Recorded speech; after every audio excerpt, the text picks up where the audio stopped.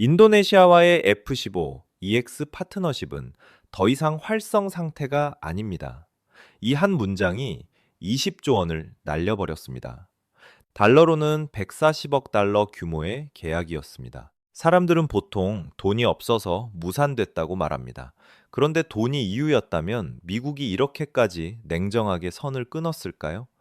숏폼에서 손가락 한번 잘못 스와이프하면 알고리즘이 바로 등을 돌리죠. 국가 간거래도 가끔 그 정도로 차갑게 끝납니다. 이번 건은 협상이 깨진 게 아닙니다. 협상 테이블 자체가 뒤집혔습니다. 그래서 오늘은 이 거래 파기 뒤에 숨은 세 겹의 배신을 차분히 펼쳐보겠습니다. 2025년 4월 트럼프 대통령은 취임 100일을 앞두고 전 세계를 향해 관세 폭탄을 던집니다. 거의 모든 나라가 대상이었습니다. 인도네시아에 매겨진 관세율은 32%였습니다. 베트남은 46%, 태국은 36%, 말레이시아는 24%. 숫자만 보면 인도네시아가 아주 최악은 아닌 것처럼 보입니다.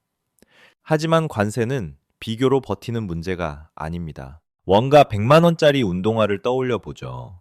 원래 관세가 5%에서 10%라면 110만 원 정도에 팔 수 있었습니다. 그런데 32%가 붙는 순간 132만 원이 됩니다. 베트남이 46%라서 146만 원이 되니 그래도 인도네시아가 낫다고 말할 수도 있겠죠. 그런데 시장이 비교하는 상대는 베트남이 아니라 멕시코였습니다. USMCA 그러니까 북미 자유무역 협정 덕분에 멕시코는 미국에 들어갈 때 관세가 사실상 0%에 가깝습니다. 같은 운동화가 그냥 100만 원에 들어갑니다. 결국 소비자는 100만 원과 132만 원 사이에서 망설이지 않습니다. 품질이 비슷하면 가격이 결정합니다. 그게 관세의 무서움입니다. 하루아침에 경쟁력이 사라지고 공장은 움직일 이유를 잃습니다.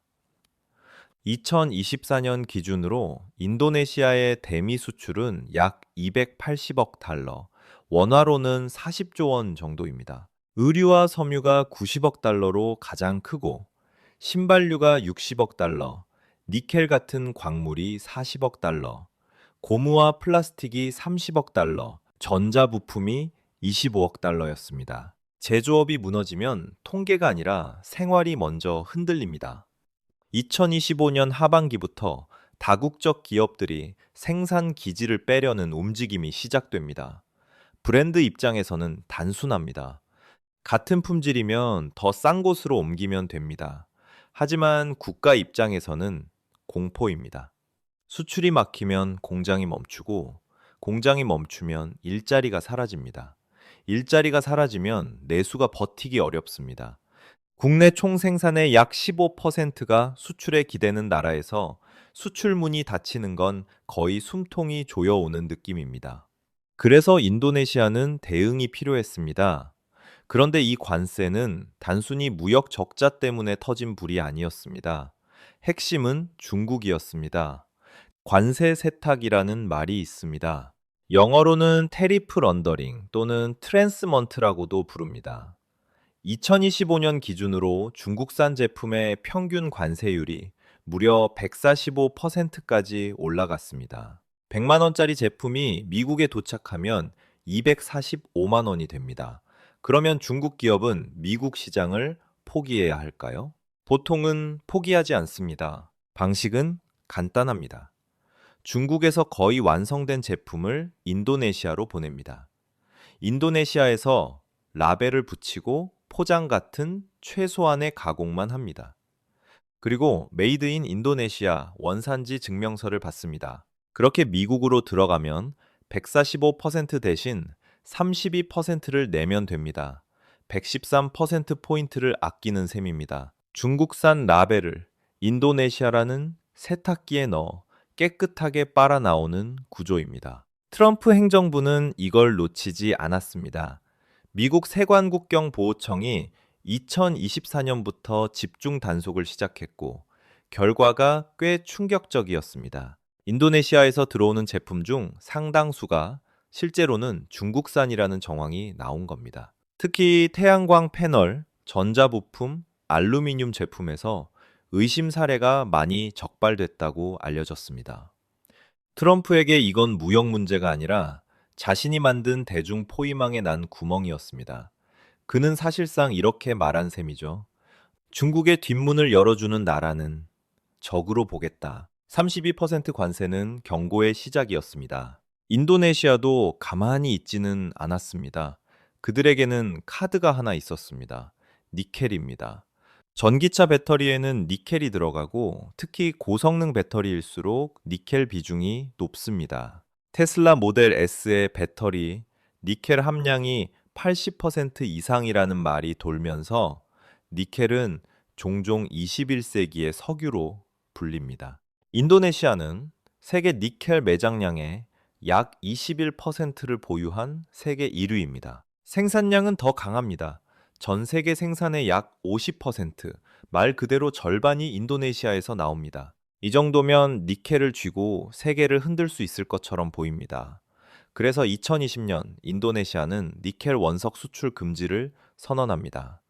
원석은 그냥 가져가지 말고 인도네시아에 공장을 지어 가공해서 가져가라는 뜻입니다. 예전에는 기업이 니켈 원석을 사서 본국으로 가져가 배터리를 만들었다면 이제는 인도네시아 안에서 가공된 형태로 사야 합니다. 자원을 통해 부가가치를 국내에 묶어두겠다는 전형적인 자원 민족주의 전략입니다. 하지만 트럼프가 그걸 달가워할 리 없었습니다. 그는 이런 조치를 불공정 무역 관행으로 몰아붙였습니다. 미국 무역대표부 USTR은 인도네시아의 니켈 수출 금지가 WTO 규정 위반이라며 소송을 준비했습니다. 그리고 트럼프는 더 직접적으로 들어갑니다. 관세를 더 올립니다. 인도네시아산 니켈 가공품에 추가 관세를 얹고 전체 관세율도 32%에서 34%로 끌어올렸습니다. 관세라는 더 큰 무기가 있다는 메시지였습니다. 도곡만세 다티의 가공품에 다를로보로 구리도 다공품에 여기서 인도네시아의 자원 카드는 사실상 막힙니다.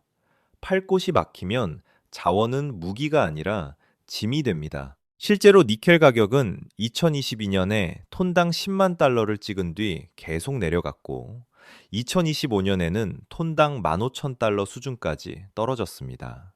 자원 무기화는 처참하게 미끄러졌습니다. 관세는 34%, 수출길은 막히고 공장은 떠날 준비를 하고 수출 의존도가 높은 경제는 흔들립니다. 인도네시아는 결국 협상장으로 돌아갈 수밖에 없었습니다. 2025년 7월 미국과 인도네시아가 협상에 들어갑니다. 인도네시아는 미국산 제품, 특히 보잉 항공기의 대규모 구매를 제시합니다. 니켈 수출 제한 완화 검토, 중국 기업에 대한 규제 강화, 미국 기업 투자 유치 확대 같은 카드도 함께 올립니다. 결과는 명확했습니다. 관세율을 34%에서 19%로 낮추는 대신 인도네시아가 미국 제품 140억 달러어치를 사기로 합니다. 원화로는 20조 원 규모입니다. 그중 큰 비중은 보잉이었습니다. F-15EX 전투기 24대가 약 50억 달러, 약 7조 원, 그리고 보잉 787 드림라이너 같은 여객기가 약 90억 달러, 약 13조 원, 합치면 140억 달러였습니다. 관세를 깎아달라고 거액의 주문서를 바친 셈이었습니다. 여기서 중요한 복선이 깔립니다. 트럼프에게 이 거래는 동맹의 상징이 아니었습니다. 철저히 상업적 계산이었습니다.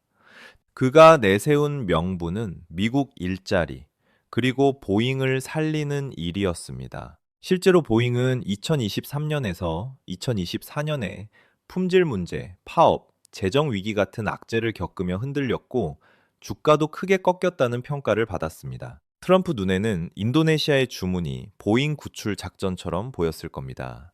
전투기는 안보 자산이 아니라 무역 적자를 메울 고가 상품이 됩니다. 그리고 그는 동시에 미국 공군 물량을 늘렸습니다. 2025년 국방 예산에서 F-15X 추가 도입을 확정합니다. 원래 미국 공군은 F-15EX를 총 104대로 도입할 계획이었는데 트럼프가 이걸 150대 이상으로 늘려버렸습니다. 문제는 생산 능력입니다. 보잉의 F-15X 생산 능력은 연간 최대 20대에서 24대 수준입니다. 미국 공군 물량만으로도 6년에서 7년 이상 풀가동이 필요합니다. 여기에 인도네시아 24대, 사우디아라비아와 이스라엘 등 기존 수출 계약까지 겹치면 라인은 포화됩니다. 포화 상태에서는 우선순위를 정해야 합니다.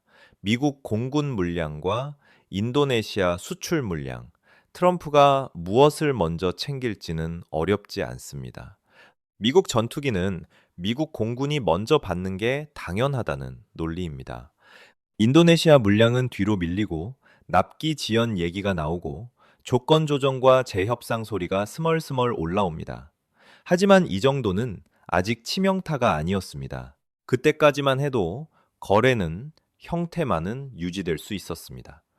결정적인 순간은 2025년 10월에 옵니다. 인도네시아가 중국산 J-10C 전투기 42대를 도입하겠다고 발표합니다. 규모는 약 90억 달러, 원화로는 13조 원 정도로 추정됩니다. 인도네시아 국방장관은 한 나라에 의존하지 말아야 한다고 말합니다. J-10C는 가성비가 좋고 중국이 좋은 조건을 제시했다고도 합니다. 말만 들으면 합리적인 답변화처럼 보입니다. 하지만 이건 트럼프의 레드라인을 정면으로 밟는 선택이었습니다. 외교에서 레드라인은 넘어서는 안 되는 선입니다. 넘으면 상대가 극단적인 조치를 취하겠다는 경고입니다. 트럼프의 대중정책에서 그 선은 단순했습니다. 동맹이든 파트너든 중국 무기를 사면 미국 무기는 없다. 이유는 기술과 네트워크입니다. 현대 무기는 혼자 싸우지 않습니다. 위성, 조기 경보기, 이지스함 같은 체계와 실시간으로 연결되어 움직입니다. 전술 데이터 링크로 적의 위치와 교전 정보가 초단위로 오갑니다. 그런데 중국 전투기가 들어오면 중국식 링크와 체계가 함께 들어옵니다. 호환이 안 되는 정도가 아니라 미군이 가장 두려워하는 기술 유출의 통로가 생깁니다. 인도네시아가 F-15EX도 갖고 J-10C도 갖는다고 가정해보죠. 한 조직 안에서 두 시스템을 동시에 만지고 운용하고 비교하게 됩니다. 직접 스파이가 아니어도 성능 정보와 레이더 특성, 전술 운용 방식이 새어나갈 가능성은 커집니다. 중국이 인도네시아를 통해 미국 무기의 속살을 간접적으로 읽을 수 있게 되는 겁니다. 미국이 그걸 용납할 가능성은 거의 없습니다. 비슷한 전례가 있습니다. 터키가 러시아 S-400 방공 시스템을 도입했을 때 미국은 터키를 F-35 프로그램에서 완전히 배제해버렸습니다. 터키는 F-35를 100대 이상 살 계획이었고 개발에 투자한 수십억 달러도 사실상 묶였습니다. 메시지는 이미 공개돼 있었습니다. 러시아나 중국 무기를 사는 나라는 미국의 파트너가 아니라는 뜻입니다. 그럼 인도네시아는 왜 J-10C를 택했을까요? 첫째는 돈입니다. F-15 EX 한 대 가격이 약 1억 2천만 달러로 거론됩니다. J-10C는 약 5천만 달러로 알려져 있습니다. 절반도 안 됩니다. 42대를 들여오는데 약 90억 달러로 추정되는데 같은 돈으로는 F-15X를 30대도 채 사기 어렵습니다. 둘째는 납기입니다. 앞서 말했듯 생산 라인이 포화였고 인도네시아가 언제 받을지 불확실했습니다. 중국은 더 빨리 줄 수 있다고 제시했을 겁니다. 셋째는 정치적 자존심입니다. 관세를 깎기 위해 거액의 구매를 약속한 뒤 국내에서 굴욕이라는 비판이 나왔을 가능성이 큽니다. 우리는 미국 말만 듣는 나라가 아니라는 신호를 보여주고 싶었을 겁니다. 하지만 그 신호는 완전한 오판이었습니다. 발표가 나오자마자 미국 내에서는 거센 반응이 터졌습니다. 국방부, 국무부, 의회가 같은 방향으로 움직입니다. 특히 상원의 강경파는 중국 전투기를 사면서 미국 전투기까지 달라는 건 안보를 모르는 짓이라고 압박합니다. 돈의 문제가 아니라 기술과 동맹의 문제라는 겁니다. 그리고 트럼프에게는 개인적 감정까지 겹칩니다. 그는 자신이 호구 취급받는 걸 가장 싫어합니다. 관세를 깎아달라고 하면서 140억 달러 구매를 약속해 놓고 관세가 내려가자 중국 무기를 산다고 발표했습니다.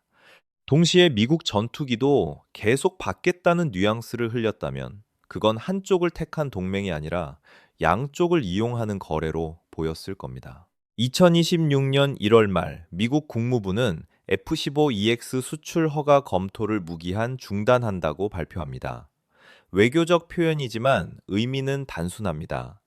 인도네시아에는 더 이상 이 전투기를 팔지 않겠다는 뜻입니다. 그리고 2026년 2월 3일 싱가포르 에어쇼에서 보잉 부사장이 공식 확인합니다. 인도네시아와의 F-15EX 파트너십은 더 이상 활성 상태가 아니라고요. 계약은 끝났습니다. 인도네시아가 접은 게 아니라 미국이 차버린 겁니다. 돈을 안 받겠다는 결정을 스스로 내린 셈입니다. 이제 흐름을 정리해 보겠습니다. 인도네시아는 줄타기를 하려 했습니다. 냉전 시절에는 비동맹이라는 선택지가 있었습니다. 미국 편도 소련 편도 아닌 중립이라는 자리가 있었죠. 하지만 지금은 신냉전입니다. 미국과 중국이 기술과 경제, 군사, 모든 면에서 정면으로 부딪힙니다. 그리고 트럼프는 중간지대는 없다고 못 박았습니다. 우리 편이냐 아니면 반대편이냐. 인도네시아는 그걸 몰랐던 게 아니라 자신을 과대평가했을 가능성이 큽니다. 세계 4위 인구 대국이고 아세안 최대 경제권이며 니켈도 있으니 미국이 쉽게 못 자를 거라고 믿었을지 모릅니다. 그런데 현실은 미국이 20조 원을 포기하면서 칼을 뽑았습니다. 그건 인도네시아에게만 보내는 메시지가 아닙니다. 전 세계를 향한 경고이기도 합니다. 중국과 가까워지는 선택에는 비용이 따른다는 신호입니다. 그렇다면 인도네시아는 지금 무엇을 하느냐? F-15EX가 사라졌으니 다른 전투기를 찾아야 합니다.